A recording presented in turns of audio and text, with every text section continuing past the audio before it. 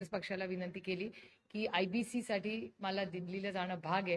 त्याच्यामुळे मी विनंती केली की त्यांनी दुपारी 1:30 वाजता मला शक्य नव्हतं. त्याच्यामुळे आमचा एक फोन कॉन्फरन्स झाला. मी त्यांना विनंती केली की एक दिवस पुढे ढकलावी आणि त्यांनी सहकार्याची भूमिका दाखवली.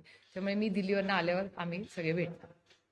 एक गोष्ट काल पवार साहेबांना काँग्रेसचे शिष्टमंडळ नाही घेतलेलं होतं. पुढच्या आठवड्यात परत एक बैठक होणार आहे. त्यांच्या मुंबई तुमच्या पक्षाचे ज्या मुंबई अध्यक्ष आहेत त्यांच्यासोबत काय ठाकरे बंधूंसोबत जाणार राष्ट्रवादी काँग्रेस की काँग्रेस सोबत जाणार मुंबई महापालिका महाविकास आघाडी येऊ शकते ना, तो पण ऑप्शन तुम्ही का नाही मला विचारत. त्यामुळे अर्थातच पुढच्या आठवड्यात सगळ्यांशी चर्चा होईल. आम्ही इंडिया अलायन्स म्हणून चर्चा करू, आम्ही महाविकास आघाडी म्हणूनही चर्चा करू. त्यामुळे पुढच्या 8 दिवसामध्ये चित्र स्पष्ट होईल. कारण का अनेक बातम्या येत आहेत, कोर्टातही मंगळवारी केस आहे. त्याच्यामुळे मला असं वाटतं की एक आठवड्याभरात पूर्ण स्पष्ट चित्र तुम्हाला दिसेल. पण आम्ही सगळ्यांशीच चर्चा करूनच निर्णय घेऊ. राष्ट्रवादी काँग्रेस पक्षाची भूमिका ही सगळ्यांना एकत्र घेऊन जायची आहे. कालही होती, आजही आणि उद्याही राहील. त्यामुळे आम्ही काँग्रेसशी अर्थातच चर्चा करणार आहोत पुढच्या आठवड्यात. पण आमची उद्धवजींचीही सविस्तर याच्याबद्दल चर्चा होईल. शिवसेनेच्या नेते माननीय अनिल देसाईंची माझीही आज सकाळीही माझं जेव्हा मी विनंती केली त्यांना की मला दिल्लीला जायला लागतंय म्हणून, तेव्हा त्यांना मी वेळ मागितली ह्याही विषयासाठी. त्यामुळे मुंबईचा विषय असो, महाराष्ट्र किंवा देशाची राजकीय परिस्थिती ह्या बाबतीत आम्ही सविस्तर माननीय उद्धवजींशीही आणि त्यांच्या पक्षाची चर्चा होईल. आदरणीय पवार साहेबच ती करतील आणि काँग्रेसशीही चर्चा पुढच्या आठवड्यात आहे.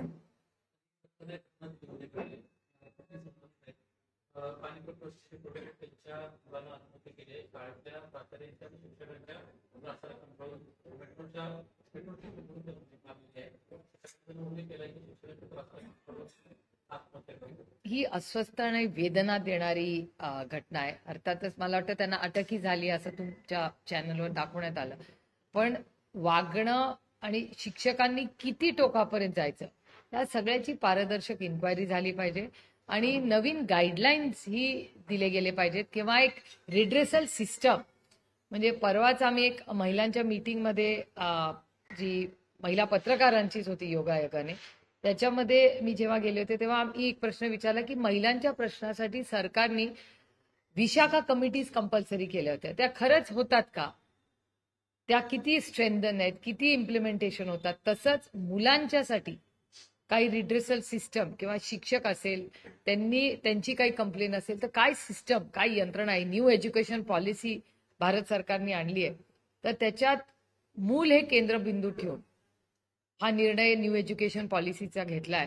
तर आम्हाला सगळ्यांना याचा जातीने लक्ष घालावं लागेल. आणि अशी घटना कुठेही दुर्दैवी घटना आहे, धक्का देणारी घटना आहे, कुणाचं तरी मूल आहे. त्यामुळे ह्याची पारदर्शकपणे इन्क्वायरी झालीच पाहिजे आणि जे कोणी त्याच्यात गुन्हेगार असेल त्याला ही कठोर कठोर शिक्षा झाली पाहिजे.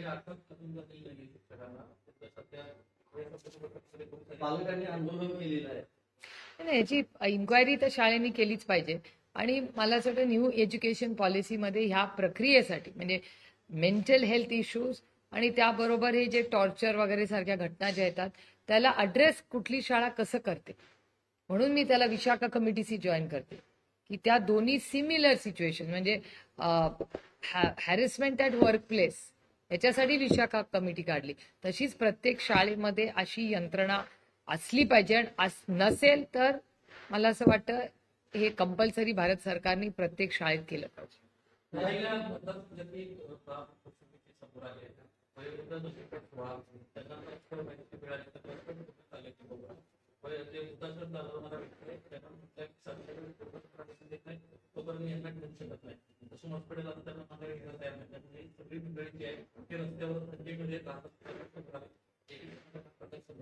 तुमच्या चॅनलवर मी सकाळी ती बातमी जरूर पाहिली आणि मी स्वतः पुणे म्युन्सिपल कमिशनर, त्यांची खरं तर आज कमिशनरांची तब्येत ठीक नाहीये, तरी माझं बोलणं झालं त्यांच्याशी. ते 1-2 तासांनी औषध घेऊनच जाणार आहेत ऑफिसला आणि ते आजच त्याचा दुपारून आढावा घेणार आहेत. तर दुपारपर्यंत त्यातलं आपल्याला चित्र स्पष्ट. माझं स्वतः पुणे म्युन्सिपल कमिशनरशी बोलणं झालंय या संदर्भात. कॅबिनेट बैठकीवर बहिष्कार टाकला होता शिंदेच्या मंत्रिमंडळातल्या मंत्र्यांनी शिवसेनेतल्या. त्यानंतर उपमुख्यमंत्री एकनाथ शिंदे काल अमित शहा यांना भेटलेले आहे आणि असं आलं की प्रदेशाध्यक्षांनी इतर काही वरिष्ठांची त्यांनी तक्रार केली.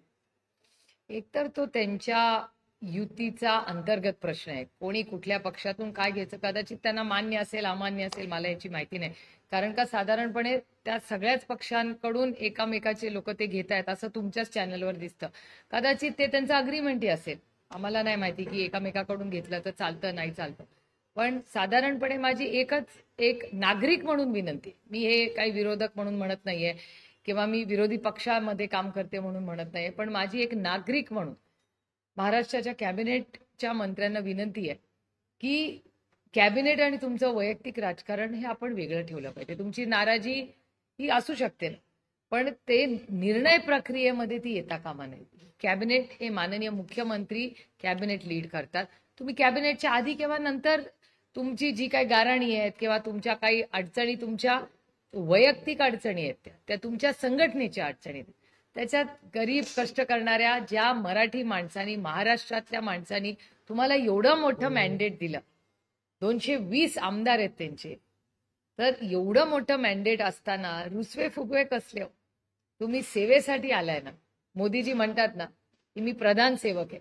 मग हे खालपर्यंत पोहोचत नाही का मोदीजी जे शिकवतात दिल्लीमध्ये? हे आश्चर्य मला वाटतंय की मोदीजींना तुम्ही नेता मानताना मग मोदीजींचा थोडं तरी काहीतरी पर्क्युलेट खालीपर्यंत झालं पाहिजे शेवटच्या कार्यकर्त्यापर्यंत. नवाब मलिक यांच्यावर मुंबई महापालिकेची जबाबदारी राष्ट्रवादी काँग्रेसने दिली आहे. त्याबाबत भाजपनं गंभीर आरोप असलेल्या व्यक्तीवर जबाबदारी दिल्यामुळे इशारा देत आहे की ही योग्य पद्धत ही योग्य नाही अशी शंका. मला हे आश्चर्यही वाटतं, दुःखही वाटतं.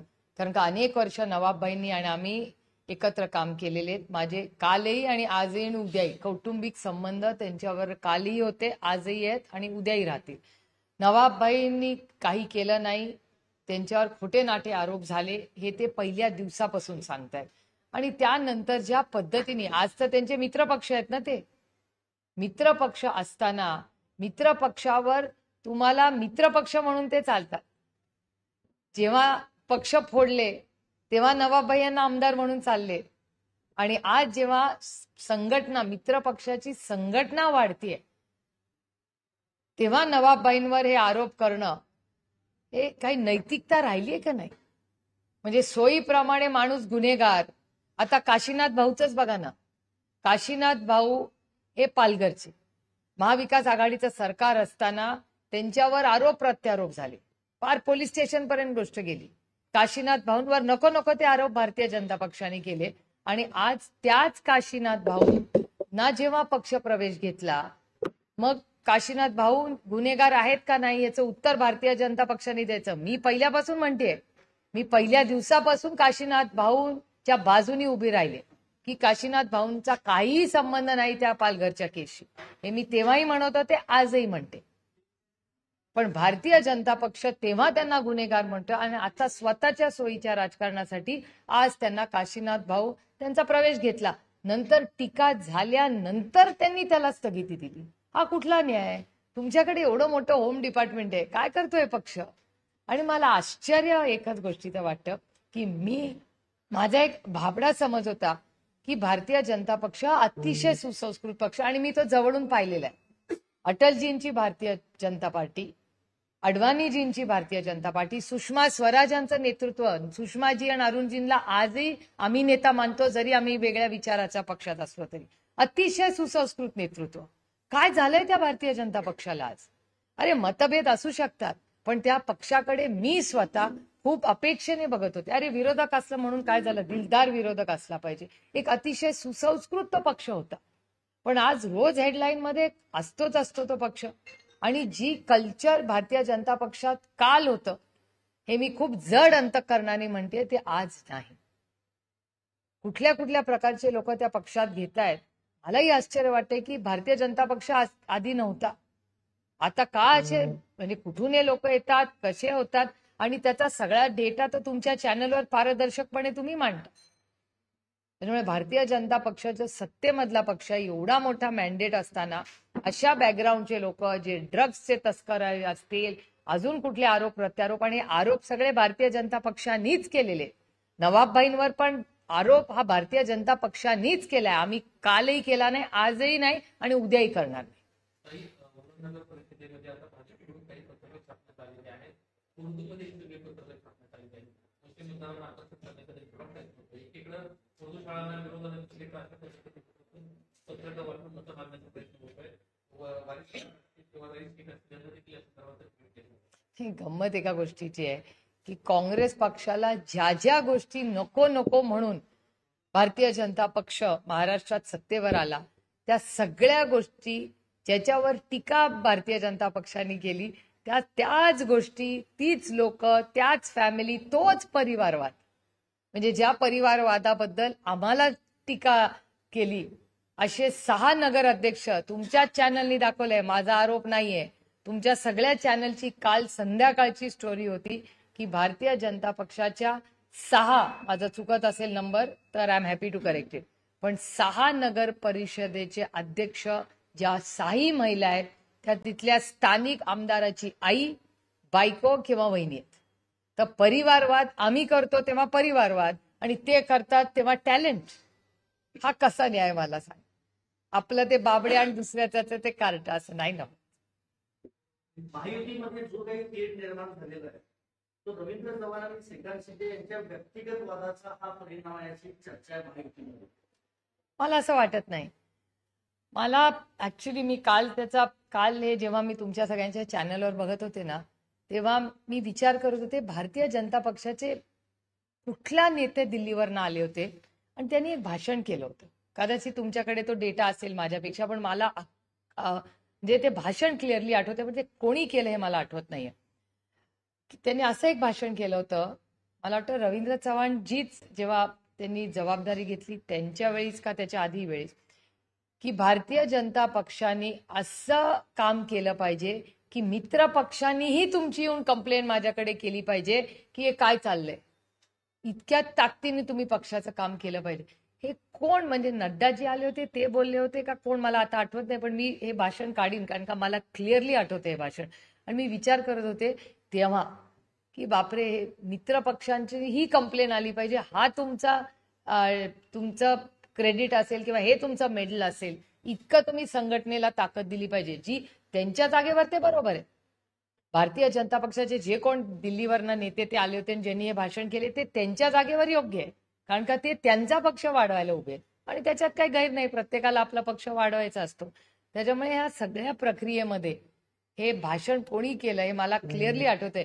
त्याच्यामुळे कदाचित रवींद्र चव्हाणांना ट्रॉफी दिली जाईल या भाषणामध्ये. ते काय म्हणले होते त्यांचे नेते की तुम्ही पक्ष वाढवा, काही करा. आणि देवेंद्रजींचं एक भाषण मला आठवतंय, कुठेतरी मागच्या वेळेस त्यांनी केलं होतं ठाण्याच्या बाजूला कुठेतरी, की साम दाम दंडभेद, काही करा, लोकांना निवडून आणा आणि नाहीतर पक्ष वाढवा. हे त्यांचं भाषण मी कधीच विसरणार नाही. त्या पद्धतीनं काल एकनाथ शिंदे आणि अमित शहा यांची भेट झाली. त्यात अमित शहांकडनं जी माहिती मिळते त्यानुसार अमित शहा असं म्हणाले की माझं लक्ष आहे महाराष्ट्रामध्ये नेमकं काय चाललेलं आहे आणि मित्र पक्ष किंवा सहयोगी पक्ष म्हणून तुमच्यावर कुठल्याही पद्धतीचा अन्याय होऊ देणार. त्या पद्धतीने तक्रार एकनाथ शिंदे यांनी रवींद्र चव्हाण आणि भाजपच्या एका नेत्यांची केलेली आहे. त्यावर त्यांचं वक्तव्य म्हणजे अमित शहा विरुद्ध देवेंद्र फडणवीस हा जो वाद आहे किंवा तो असल्याचं बोललं जातं. आपली काय नाही, मला नाही दुसरे काय घर में क्यों झाकू मैं. त्यांना त्यांच्या अंतर्गत निर्णय प्रक्रियेत काय चालत असतील, कारण का त्यांच्या तिन्ही पक्षात, म्हणजे तुम्हाला आठवत असेल तुमच्याच चॅनलवर तुम्ही दाखवलं होतं की सोलापूरमध्ये त्यांनी राष्ट्रवादी काँग्रेस पक्ष अजित पवारांच्या पक्षातून लोक घेतले. परवाच्या दिवशी बीडलाही तसंच केलं. त्याच्यामुळे कदाचित त्यांच्या त्या सगळ्या निर्णय प्रक्रियेत काय त्यांचं ठरलेलं आहे हे मला माहिती, मला कसं माहिती असेल. एक पत्र दाखवलं, ते पत्र कोऑर्डिनेटिव्ह गार्डन जिल्हाधिकारी यांना दिलं होतं. त्यात संपूर्ण जमिनीची माहिती व्यवहार सगळं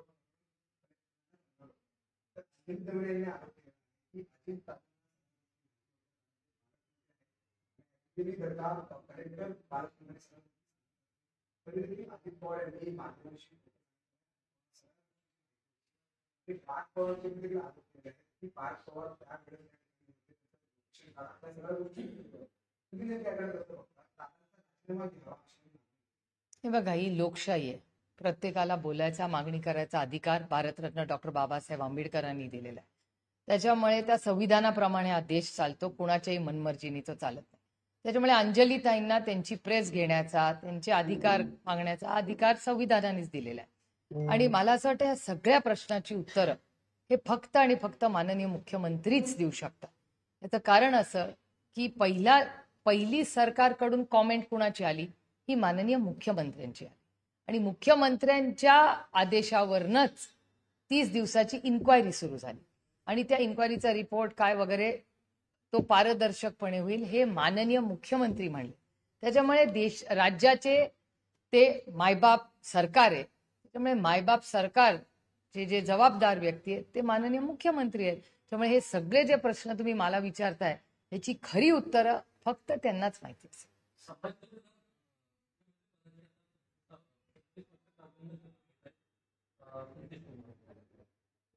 हो, ते नितीश कुमारजींना अर्थातच मनापासून खूप खूप शुभेच्छा. आणि त्यांच्या चेहऱ्यावरच एवढं मोठं मतदान हे सगळ्यांना झालेलं आहे. जे प्रेसवाले किंवा जे काही सर्व्हेज रिपोर्ट्स येत होते, हे बिहारचं इलेक्शन हे फक्त आणि फक्त नितीशजींच्याच नेतृत्वात सगळे लढलेले आहेत. त्याच्यामुळे हे जे काही घवघवीत यश मिळालेलं आहे हे नितीश कुमारजींचं आहे. आणि आज ते शपथ घेत आहेत 10व्यांदा. त्यांना मनापासून खूप खूप शुभेच्छा. अजित पवार यांच्या पक्षाचं मुंबईतलं नेतृत्व जे नवाब मलिक करताना दिसत आहे. आणि भाजपचे मंत्री आशिष शेलार यांनी लोकमतला दिलेल्या एका मुलाखतीत असं म्हणाले की नवाब मलिक यांच्या नेतृत्वात असलेल्या राष्ट्रवादी बरोबर आम्ही निवडणूक लढणार नाही, त्यांच्यावर तडजोड होणार नाही. मुंबईत फक्त भाजप आणि शिवसेना, एकनाथ शिंदेची शिवसेना हेच निवडणूक लढणार. म्हणजे कुठेतरी नवाब मलिक यांच्यावर भाजपमध्ये पुन्हा एकदा भाजप आणि शिवसेना म्हणजे महायुतीमध्ये कुठेतरी अडचण निर्माण होताना. नाही, मला काय आश्चर्य वाटत नाही. कारण का तुम्ही जर अमित भाईंचं भाषण तुमच्याच चॅनलवर दाखवतात, अमित भाई शाह काय म्हणले होते की ते एकटेच लढणार आहेत. हे अमित भाई शहानी 1 वर्षापूर्वी सांगितलं होतं. त्याच्यात नवीन काय? त्यामुळे मला काय आश्चर्य वाटत नाही. दुसरं, नवाबभाई यांना सिलेक्टिव्हली लागतं. नवाबभाई पहिल्या दिवसापासून म्हणतात की मी काही चुकीचं केलं नाही. त्याच्यामुळे माझा त्यावेळेस आम्ही एकत्र होतो तेव्हा पण माझं तेच मत होतं, आजही तेच मत आहे आणि उद्याही नवाबभाईंबद्दल माझं तेच मत राहणार आहे. पण भारतीय जनता पक्षाने सिलेक्टिव्हली नवाबभाईंच्या बाबतीत दरवेळी स्टँड बदललेला. जेव्हा राष्ट्रवादी काँग्रेस पक्ष त्यांनी भारतीय जनता पक्षाने फोडली तेव्हा त्यांना नवाबभाई चालले. असेंब्लीमध्ये वोटिंग करताना नवाबभाईंचं मत ह्यांना चालतं, बाकी सगळं ह्यांना नवाबभाईंचं चालतं. पण जेव्हा ह्यांना सोयीचं नसतं तेव्हा ते नवाबभाईंना दूर करतात. त्यामुळे असलं राजकारण मी आजपर्यंत कधीच पाहिलेलं नाही. आणि काहीतरी नैतिकता दाखवली पाहिजे. तो माणूस आपल्या अरे ताकदीने उतरा ना. आता भुजबळ साहेबांना जेव्हा अटक झाली तेव्हा मी गेले ना अर्थ रोडला, मला त्याच्यात काही वाटलं नाही. कारण का भुजबळ साहेब पहिल्या दिवसापासून म्हणत होते की मी काही केलं नाही, मी विश्वास ठेवला भुजबळ साहेबांवर.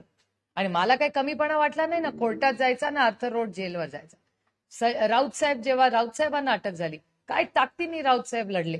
राऊत साहेब आले ना बाहेर. अनिल देसाई साहेब, नवाबाई, किती लोकांची उदाहरणं देऊ मी तुम्हाला. अनिल देशमुख साहेबांवर तर 100 वेळा रेड झाले, 106 का 8. मी पार्लमेंटमध्ये किती वेळा, कधी ऐकलंय 106 का 7 वेळा त्यांच्या घरावर रेड झाली. नंतर काय झालं पुढे. त्याच्यामुळे त्यांच्याच हे दुर्दैव आहे की भारतीय जनता पक्ष यंत्रणा, कुटुंब उद्ध्वस्त होतात. कधीतरी त्या नवाबभाईंच्या, अनिल देशमुख साहेबांच्या, संजय राऊत साहेबांच्या, अनिल देशमुख साहेबांच्या कुटुंबाचा कधीतरी, भुजबळ साहेबांची नातवंड, सुना, लेकी यांचा कधीतरी विचार करा. माणुसकीच्या नात्याने गुन्हेगार आम्ही असलो ना तर आम्हाला फाशी द्या माझ्या सकट सगळ्यांना. पण नसेल तर यंत्रणा राजकीय लोकांचं आयुष्य उद्ध्वस्त करण्यासाठी आणि सोयीचं राजकारण करण्यासाठी हे खूप हानिकारक आहे, एक समाजासाठी हानिकारक आहे. त्यामुळे सिलेक्टिव्ह जे नवाबभाईंचा वापर करतात ना, हे अतिशय दुर्दैवी आहे. आणि मी त्याचा जाहीर निषेध करते. असलं गलिच्छ राजकारण आम्ही कधी केलं नाही आणि कधी करणारही नाही. इलेक्शन झालेलं नाही आपल्याला माहिती आहे राज्यातले नाही, पण संभाजीनगरमध्ये अक्षरशः पूर्णपणे दुर्लक्ष केलं. राज्यात महायुतीचं सरकार आहे, सगळेच राजकीय पक्ष नाही, मला काय आश्चर्य वाटत नाही, कारण का इलेक्शन आलं की मी तुम्हाला एक छोटंसं उदाहरण देते. कालच मला एक पत्र आलंय, मला वाशिमवरनं एक पत्र आलंय, तुम्ही इंडिपेंडेंटली हे चेक करावं. आणि मी आरोप आता का करत नाही, मी सगळ्या कागदपत्राची वाट बघते. मला असं एका व्यक्तीने पत्र असं लिहिलंय वाशिम जिल्ह्यातून की आपल्या सगळ्याची जे श्रद्धास्थाने पोहरादेवी ज्या इथे माननीय प्रधानमंत्री आले होते, माननीय प्रधानमंत्र्यांनी अनेक कोटी, कितीतरी 100-200 कोटी रुपयाचा का 500-600 कोटी रुपयाचा एक मोठा प्रोजेक्ट लॉन्च केला, देशाचे प्रधानमंत्र्यांनी केला. आणि अर्थातच प्रधानमंत्री निघून गेले, कारण हा प्रोजेक्ट राज्याचा आहे. आणि राज्याचा आता मला जे पत्र आलंय त्याच्याप्रमाणे पोहरादेवीला 150 कोटी रुपये जे येणं होतं ते आलेलं नाही, तिथलं काम थांबलेलं आहे असं त्या पत्रात वाशिमच्या मला आलेलं आहे. त्याच्यामुळे त्याची माहितीही मी काढणार आहे. त्याच्यामुळे मग शिवभक्त असतील, आपले सगळे गड असतील, आणि हे पोहरादेवीच्या मंदिराचं मी तुम्हाला सांगू इच्छिते, किंवा मग मंत्र्यांची नागपूरची घरं असतील, या सगळ्या स्टोरी तुम्हीच कव्हर केल्या आहेत ना. त्यामुळे महाराष्ट्र सरकारकडे जो निधीचा तुटवडा वारंवार ज्याची मी गेले 1.5-2 वर्ष महाराष्ट्र सरकारच्या आर्थिक परिस्थितीबद्दल केंद्रातही बोलले आणि इथेही बोलले की fiscal management is in a mess. या राज्यामध्ये जेवढा पैसा येतो आणि जेवढा खर्च होतो त्याच्यात प्रचंड तफावत आहे. त्याच्यामुळे हे राज्य आर्थिक अडचणीत आहे. अर्थातच घातलं, मंत्री आहेत ते. पक्ष फोडणं, घरं फोडणं, बाकी काय असलं एजन्सीचा वापर गैरवापर करण्याच्या पुढे थोडं प्रशासनाचं पण काम केलं पाहिजे. इसमें लिखा है जिसमें कुछ रिटायर्ड जज हैं, कुछ सिटीजन्स हैं, कुछ आर्मी पर्सनल्स भी हैं. उन्होंने राहुल गांधी को खत लिखा है कि जिस तरह से जो इलेक्शन कमीशन पे आरोप लगा रहे हैं वोट चोरी को लेकर, और इलेक्शन कमीशन की जो छवि है वो खराब करने की कोशिश कर रहे हैं. आप किस तरह से देखिए, एक सशक्त लोकतंत्र में हर एक को खत लिखने का अधिकार है. आपको याद होगा 5 साल पहले मोदी जी के सरकार के खिलाफ भी ऐसा ही खत आया था, तो वो मोदी जी के सरकार के खिलाफ आया था, ये अभी उनके पक्ष में आया है. तो एक सशक्त लोकतंत्र में ऐसी चीजें होती रहती नहीं, ठीक है, ये सब चलती रहती है. देखिए, मैंने कल भी आपको कहा था, हमें जैसे बोलने की ताकत है तो सुनने की भी ताकत हम सब ने रखनी चाहिए. तो दोनों से एक सशक्त लोकतंत्र में थोड़ा तो ये सब होना चाहिए. वोट चोरी का आरोप है, क्या आपको लगता है वोट चोरी वाकई हो सकता है? राहुल गांधी ने लगातार 3 बार प्रेस कॉन्फ्रेंस करके, लेकिन नहीं, देखिए, आपके सारे चैनल जो आरोप किए हैं वोट चोरी के मामले में, वो तो आप ही ने जाके कंफर्म किए, हमने तो आपको नहीं लेके गए. हर चैनल वहां गया, उसको बोले कि हाँ, इस घर में 800 लोग हैं, एड्रेस तो 2 लोगों का रहने की भी जगह नहीं है, लेकिन वहां 800 लोग रहे. तो वोट चोरी का तो इतना आपने भी पूरा चेक किया है ना, तो दाल में कुछ तो काला है, लेकिन क्या एग्जैक्टली है, कैसे आगे कैसे जाना है. और मेरे ख्याल से मैंने खुद भोगा है इलेक्शन कमीशन में. मैं जितने बार गई हूँ शायद कोई नहीं गया. जिस तरह से केस चली, अभी भी हमारी केस सुप्रीम कोर्ट में चल रही है.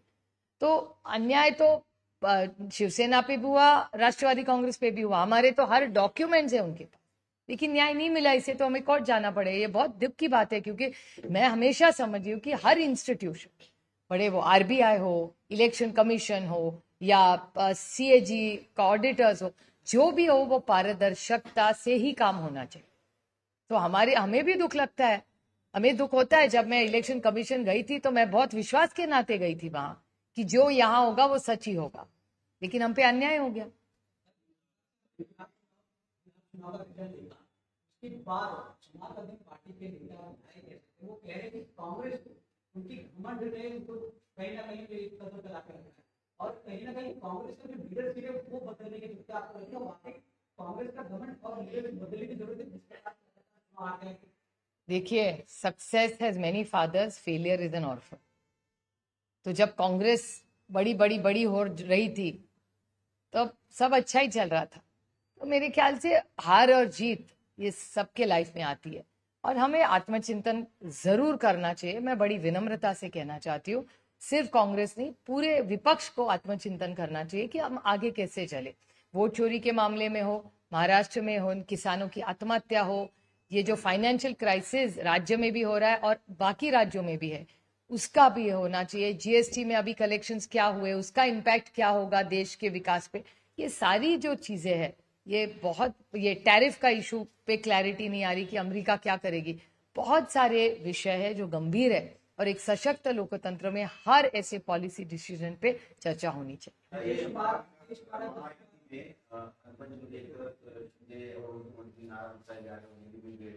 दूसरी तरफ बीजेपी यहाँ हमारी विरोध कर रही है। नहीं, ये कंसिस्टेंटली इनकंसिस्टेंट ये बीजेपी की लाइन हमेशा रही है, क्योंकि जब उन्होंने एनसीपी तोड़ी तब नवाब भाई तो उनके साथ गए ना, तो उनका नवाब भाई का वोट इनको चलता है लेकिन नवाब भाई नहीं चलते, ऐसे कैसे होगा। और उनके साथ ही तो बैठे ना 1.5-2 साल, वही नवाब भाई हाउस में बैठे ना उनके साथ, तो तब नवाब भाई अच्छे थे। सिलेक्टिव जो एमनीजिया होता है ना बीजेपी को, ये बहुत चिंताजनक है, एक सशक्त लोकतंत्र के लिए भी हानिकारक है। क्योंकि दिक्कत की बात ऐसी है कि ये पहले आरोप करते हैं और उसके बाद प्रवेश। आप ही के चैनल ने काशीनाथ भाई का आप सबने दिखाया, काशीनाथ जी का उन्होंने प्रवेश लिया, स्टॉल कर दिया। क्यों स्टॉल कर दिया, फिर लिया क्यों in the first place? Kashinath ji, मैं कल भी कह रही हूँ, आज भी कह रही हूँ और कल भी कहूंगी कि जब पालघर का इश्यू हुआ तब हम उनके साथ खड़े रहे, क्योंकि वो नहीं थे वहां। लेकिन बीजेपी ने इतना बड़ा इश्यू किया कि नहीं, काशीनाथ ही थे और परसों उनका प्रवेश ले लिया। ड्रग्स का जो मामला निकाला धाराशिव का, वो मैंने नहीं निकाला, इनकी सरकार ने इंक्वायरी लगाई, किसी ने कंप्लेन की और उसी आदमी को आपने फिर भारतीय जनता पार्टी में ले लिया। ड्रग्स हो, बेनामी ट्रांजैक्शंस हो, भ्रष्टाचार हो, ये सारे चीज, परिवारवाद, आप ही के चैनल ने कल दिखाया। परिवार के तो सबसे बड़ा टिप्पणी हम पे होती थी कि कांग्रेस एनसीपी पूरी परिवारवाद वाली पार्टी है। एक नहीं, 6 नगर पालिका के जो अध्यक्ष है ना, भारतीय जनता पार्टी के 6 नगर अध्यक्ष ऐसे हैं जो परिवारवाद है। तो हमने किया तो परिवारवाद और उन्होंने किया तो टैलेंट और मेरिट, ये कौन सा न्याय है? बिहार में जिस प्रकार से नतीजा है, इसके बाद आज नीतीश कुमार दूसरी बार ऐसे जो देखते हैं, क्या नीतीश कुमार इस प्रकार से बीजेपी वहां कांग्रेस पार्टी हुई और नीतीश कुमार चुप रहे? नहीं, लेकिन फेस तो नीतीश कुमार जी का ही था ना, मैंडेट ये नीतीश कुमार जी का है। आप पूरा इलेक्शन कैंपेन देखिए, आपके चैनल के भी लोग गए होंगे, हवा जो चल रही थी वो नीतीश कुमार जी और तेजस्वी की ही थी। तो इधर तेजस्वी भाई जीतते हैं, नहीं तो नीतीश कुमार जी जीते, यही दो का नाम वहां चल रहा था। ग्राउंड पे भी यही 2 नाम चल रहे थे। तो ये जीत जो हुई है वो नीतीश कुमार जी की जीत है।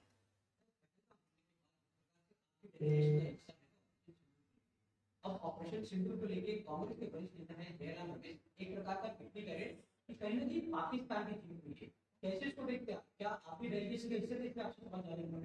देखिए, आपको याद होगा जब ऑपरेशन सिंदूर की शुरुआत नहीं, पहले पहलगाम का हल्ला हुआ, हल्ला होने के बाद ऑपरेशन सिंदूर हुआ। लेकिन जब पहलगाम में हल्ला हुआ, हमने भारतीय खोए लोग उससे जो छुट्टियां मनाने गए थे, उनकी बहुत बुरी तरह से हत्या की उनके फैमिली के साथ। तो ये जो बड़ा आतंकवाद था, जब आतंकवाद का हल्ला भारत पे हुआ, तब आदरणीय पवार साहब ये पहले नेता थे जिन्होंने कहा कि ये अंतरराष्ट्रीय कुछ लग रहा है और जब नेशनल सिक्योरिटी का इश्यू होगा तब एनसीपी, ये कोई भी सरकार हो, उसके साथ खड़ी रही। और फिर हम जब ऑल पार्टी मीटिंग बुलाई, राजनाथ सिंह जी चेयर कर रहे थे, उसमें राहुल जी ने भी कहा कि ये नेशनल क्राइसिस है, हम सरकार और पूरा विपक्ष भारतीय जनता पार्टी और एनडीए के साथ खड़ा रहा, क्योंकि ये नेशनल सिक्योरिटी का इंटरेस्ट था, ये भारत के लिए था। तो भारत के लिए, देश के लिए हम सब एक लेके लड़ने के लिए हम मोदी जी की सरकार के साथ खड़े रहे। तो ये जब नेशनल सिक्योरिटी का इशू होता है तो मेरे ख्याल से हम सब हमेशा, हमारी लाइन पार्टी की रही है कि ऐसे इश्यूज में हम भारत सरकार के साथ रहेंगे, किसी की भी सरकार हो।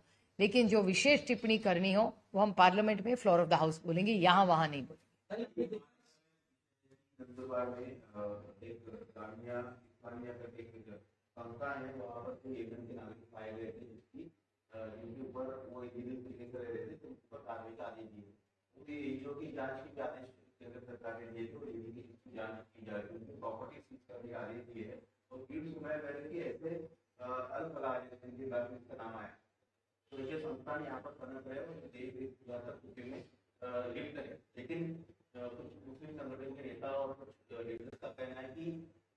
दोषी से उन्हें पाया गया है और बेवजह किसी को ना परेशान किया जाए। आपकी क्या राय है? अरे वहां तो बीजेपी के सांसद है, उनको पूछिए।